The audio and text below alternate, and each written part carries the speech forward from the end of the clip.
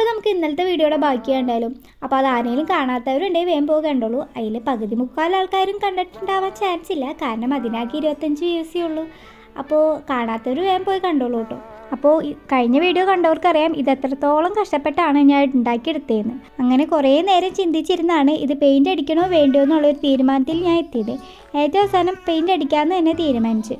അതിൽ ഈ പശ യൂസ് ചെയ്തുകൊണ്ട് തന്നെ കുറേ സ്റ്റെയിനും കാര്യങ്ങളൊക്കെ അതിലുണ്ടായതുകൊണ്ട് അതൊന്നും മറയ്ക്കാൻ വേണ്ടിയിട്ടാണ് നമ്മൾ പെയിൻറ്റ് അടിച്ചത്. ഇതാദ്യം തുടങ്ങുന്നതിന് മുന്നേ ഞാൻ പെയിൻറ്റ് അടിക്കണമെന്നൊന്നും വിചാരിച്ചേ ഉണ്ടായിരുന്നില്ല. പിന്നെ അതുമേലത്തുള്ള പശയൊക്കെ കണ്ടു കഴിഞ്ഞപ്പോൾ എന്തായാലും പെയിൻറ്റ് അടിക്കാമെന്ന് വിചാരിച്ചു. എന്തായാലും പെയിൻറ്റ് അടിച്ചിട്ട് നല്ല രസമുണ്ട് കേട്ടോ കാണാനായിട്ട്.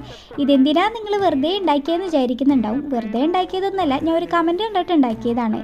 ഒരു ബെസ്റ്റ് ഫ്രണ്ടിന് കൊടുക്കാൻ പറ്റിയ ഗിഫ്റ്റ് ഉണ്ടാക്കുമെന്ന് വെച്ച് ഒരാൾ കമൻറ്റ് ചെയ്തിരുന്നു. അപ്പോൾ അതിന് വേണ്ടിയിട്ടാണ് ഞാൻ അത് ഉണ്ടാക്കിയത്.